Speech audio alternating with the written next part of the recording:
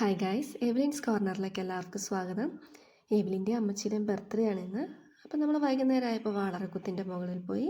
നല്ലൊരു സൂര്യാസ്തമയത്തിൻ്റെ ടൈമായിരുന്നു. അപ്പോൾ അവിടെ വെച്ച് കേക്ക് മുറിക്കാമെന്ന് വിചാരിച്ചിട്ടാണ് പോയത്. കേക്കും ബലൂണും എല്ലാം ആയിട്ടാണ് നമ്മൾ പോയിരുന്നത്. എവലിൻ ഭയങ്കര എക്സൈറ്റഡ് ആയിരുന്നു ഗൈസ്. ആദ്യമായിട്ടാണ് നമ്മളിങ്ങനെ പുറത്ത് പോയിട്ടൊക്കെ കേക്ക് കട്ട് ചെയ്യുന്നത്. അതിൻ്റേതായ ഒരു എക്സൈറ്റ്മെൻറ്റ് എല്ലാവർക്കും ഉണ്ടായിരുന്നു. സാധാരണ നമ്മൾ ചെയ്യുന്നതെന്ന് പറഞ്ഞു കഴിഞ്ഞാൽ എല്ലാവരെയും വിളിച്ച് വീട്ടിൽ വെച്ചിട്ട് കേക്ക് മുറിക്കലായിരുന്നു. ഇതാണ് ഇവലിൻ്റെ കേക്ക്. അടിമാലിനുള്ള കേക്ക് ഫോറിയിൽ ശിശുമാർ നമുക്ക് സൂപ്പർ ട്രസ്ലെച്ചസിൻ്റെ കേക്ക് പ്രിപ്പയർ ചെയ്ത് തന്നിട്ടുണ്ടായിരുന്നു. പറയാതിരിക്കാൻ വയ്യ കേട്ടോ, അവരുടെ കേക്ക് എനിക്ക് പണ്ട് തൊട്ടേ വളരെ ഇഷ്ടമാണ്. അപ്പോൾ ഇവലിനും അമ്മച്ചിയും ഫോട്ടോയ്ക്ക് പോസ് ചെയ്യുന്നുണ്ട്. രണ്ടുപേരും കൂടെ കേക്ക് മുറിക്കാൻ റെഡി ആയിട്ട് നിൽക്കുകയാണ്. അതിനിടയ്ക്ക് അവർ അങ്ങോട്ടും ഇങ്ങോട്ടും എന്തൊക്കെയോ വർത്തമാനം പറയുന്നുണ്ട്. അവർക്ക് ഭയങ്കര എക്സൈറ്റ്മെൻ്റ് ആയിരുന്നു, ഭയങ്കര സന്തോഷമായിരുന്നു. എവലിൻ 2 ദിവസം മുന്നേ അവളുടെ ബർത്ത്ഡേ ആണെന്ന് എല്ലാവരോടും പറഞ്ഞ് അവൾ മൈൻഡ്ലി ഭയങ്കര പ്രിപ്പയർഡ് ആയിരുന്നു ബർത്ത്ഡേ കേക്ക് കട്ട് ചെയ്യാൻ. അവൾക്ക് ഭയങ്കര ഇഷ്ടമാണ് കേക്ക് കട്ട് ചെയ്യാൻ. പിന്നെ ഞങ്ങൾ കുറച്ച് ഫോട്ടോസൊക്കെ എടുത്തു. വേറെ ആരും ഉണ്ടായിരുന്നില്ല, ഞങ്ങൾ മാത്രമേ ഉണ്ടായിരുന്നുള്ളൂ. ഫോട്ടോസൊക്കെ നല്ല അടിപൊളിയായിരുന്നു.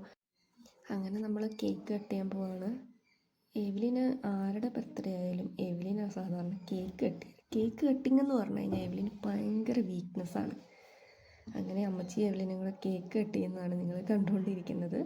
അമ്മച്ചീനെ അവൾ കത്തിയെ പിടിക്കാൻ സമ്മതിക്കുന്നില്ല. പിന്നെ ഒരു ഫോട്ടോയ്ക്ക് വേണ്ടിയൊക്കെ അമ്മച്ചിക്ക് പിടിക്കാനൊരു അവസരം കിട്ടി കേട്ടോ. അങ്ങനെ എവലിനും അമ്മച്ചിയും കൂടെ ബർത്ത്ഡേ കേക്ക് മുറിക്കുകയാണ്.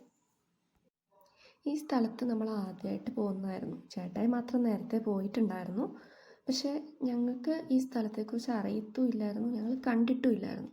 അപ്പോൾ ചേട്ടായാണ് ഇങ്ങനെയെന്ന് പറഞ്ഞത്. പുറത്ത് പോയി കേക്ക് കട്ട് ചെയ്യണമെന്ന് എനിക്ക് ഭയങ്കര ആഗ്രഹമായിരുന്നു. എല്ലാ പ്രാവശ്യവും നമ്മൾ വീടിൻ്റെ ഉള്ളിൽ എല്ലാവരെയും വിളിച്ച് കേക്ക് കട്ട് ചെയ്യുന്നു. അപ്പോൾ ഇപ്രാവശ്യം ഒരു വെറൈറ്റിക്ക് നമുക്ക് പുറത്ത് പോയി, എൻ്റെ ഒരു കൺസെപ്റ്റ് എന്ന് പറഞ്ഞാൽ ഡിക്കിയിൽ കുറച്ച് ഡെക്കറേഷൻസൊക്കെ നടത്തി എവിടെയെങ്കിലും ഒന്ന് യാത്ര പോയി അവിടെ വെച്ച് കേക്ക് കട്ട് ചെയ്യണം എന്നതൊക്കെ ആയിരുന്നു.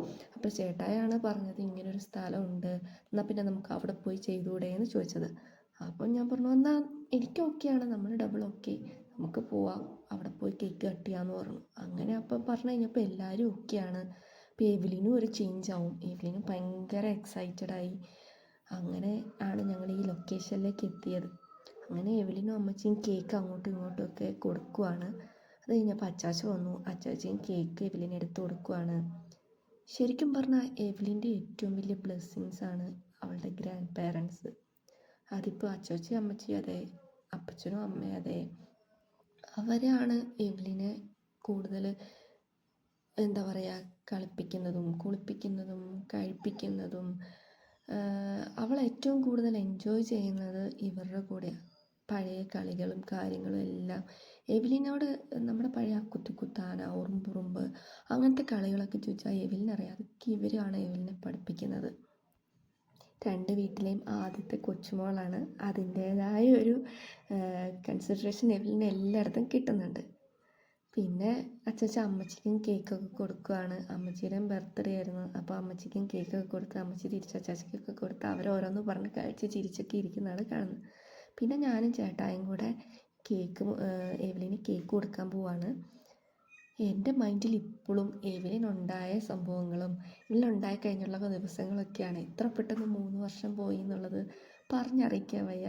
വളരെ പെട്ടെന്നാണ്. ഓരോ ദിവസവും എവലിൻ്റെ ഓരോ മാറ്റങ്ങളും, എവലിൻ വർത്തമാനം പറയുന്നതും കളിക്കുന്നതും ചിരിക്കുന്നതും ഇതെല്ലാം പെട്ടെന്ന് കടന്ന് പോയിക്കൊണ്ടിരിക്കുകയാണ്. ഇനിയിപ്പോൾ എവലിൻ അടുത്ത നെക്സ്റ്റ് ലെവലിലേക്ക് മാറാനുള്ള പരിപാടിയാണ്. എവലിൻ സ്കൂളിൽ പോകണു.